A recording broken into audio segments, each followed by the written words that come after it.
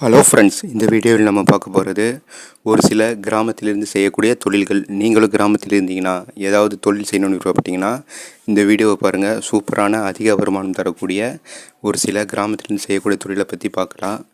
நீங்கள் கிராமத்தில் இருந்து சிட்டிக்கு வேலை செஞ்சு கஷ்டப்பட வேண்டிய அவசியம் கிடையாது. கிராமத்திலேயே ஒரு சிறிய முதலீட்டில் குறைவான முதலீட்டில் தொழிலை ஸ்டார்ட் பண்ணி நல்ல லாபம் பார்க்கலாம். வாங்க வீடியோக்குள்ளே போய் அது என்னென்ன தொழில்னு நம்ம பார்க்கலாம். இப்போ நம்ம ஃபஸ்ட்டாக பார்க்க போகிறது எதுன்னு பார்த்திங்கன்னா இந்த ஆடு கோழி வளர்ப்பு. இந்த ஆடு கோழி வளர்ப்பை பொறுத்த வரைக்கும் பார்த்திங்கன்னா இதில் நல்ல ப்ராஃபிட் இருக்குது. இது கிராமத்துலேருந்து நிறைய பேர் செஞ்சிட்ருக்குறாங்க. உங்களுக்கு முதலீடு ப்ளஸ்ஸு கொஞ்சம் பெரிய இடமா இருந்துச்சுன்னா இந்த பிஸ்னஸை நீங்கள் ஸ்டார்ட் பண்ணலாம். ஆடு கோழி வளர்த்து நல்ல லாபம் பார்க்கலாம். இந்த ஆடு கோழி வளர்ப்பில் மாதத்துக்கு நீங்கள் 2 லட்ச ரூபா 3 லட்ச ரூபா வரைக்கும் கூட சம்பாதிக்கலாம். ஸோ இந்த பிஸ்னஸ் செய்கிறதுக்கு உங்களுக்கு ஐடியா இருந்துச்சுன்னா இந்த ஆடு கோழி வளர்ப்பை நீங்கள் ஸ்டார்ட் பண்ணலாம்.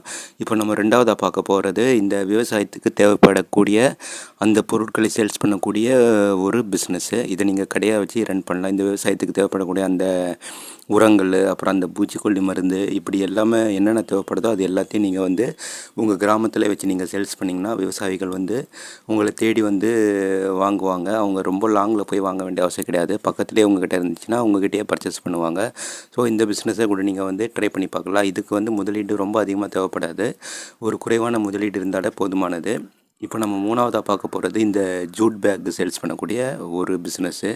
ஜூட் பேக்கை பொறுத்த வரைக்கும் பார்த்திங்கன்னா ஜூட் பேக்னு கிடையாது, இந்த ஜூட் பேக்கு ப்ளஸ் இந்த நம்ம துணிப்பை.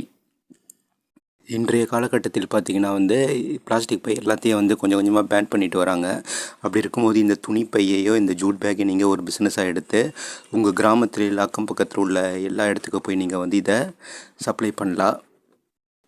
உங்களுக்கு தைக்க தெரியலனா கூட பரவாயில்ல, தெரிஞ்ச ஆட்களை வச்சு ரன் பண்ணலாம். அதே நேரத்தில் அதுவும் உங்களுக்கு முடியலன்னா சிட்டிலன்னு ஹோல்சேல் மார்க்கெட்டில் போய் இந்த ஜூட் பேக்கையை இந்த துணிப்பையை நீங்கள் ஹோல்சேல் ரேட்டுக்கு வாங்கிட்டு ரீட்டெயிலாக உங்கள் கிராமத்தில் சேல்ஸ் பண்ணலாம். இதுவும் நிறைய பேர் செஞ்சிட்ருக்குறாங்க. இதிலே நல்ல ப்ராஃபிட்டாக இருக்குது. அடுத்ததாக நம்ம பார்க்க போகிறது இந்த இட்லி மாவு தயாரித்து சேல்ஸ் பண்ணக்கூடிய ஒரு தொழில். இட்லி மாவு பொறுத்த வரைக்கும் பார்த்திங்கன்னா நீங்கள் சிட்டியில் வச்சு ரன் பண்ணுற நிறைய பேரை பார்த்துருப்பீங்க. அதே மாதிரி நீங்கள் கிராமத்தில் வச்சு செஞ்சிங்கன்னா அங்கேயே மக்கள் உங்களுக்கு வாங்குவாங்க. இதுக்கு நீங்கள் ரொம்ப அதிக முதலீடு தேவைப்படாது. வீட்டில் இருந்தபடியே ஒரு கிரைண்டர் இருந்தாலும் போதுமானது. இந்த பிஸ்னஸை நீங்கள் ஸ்டார்ட் பண்ணிவிட்டு ரொம்ப அதிக வருமானம் இல்லைனா கூட ஒரு மாதத்துக்கு ஒரு 15,000 ரூபாயிலேருந்து 20,000 ரூபாய் வரைக்கும் நீங்கள் சம்பாதிக்கலாம்.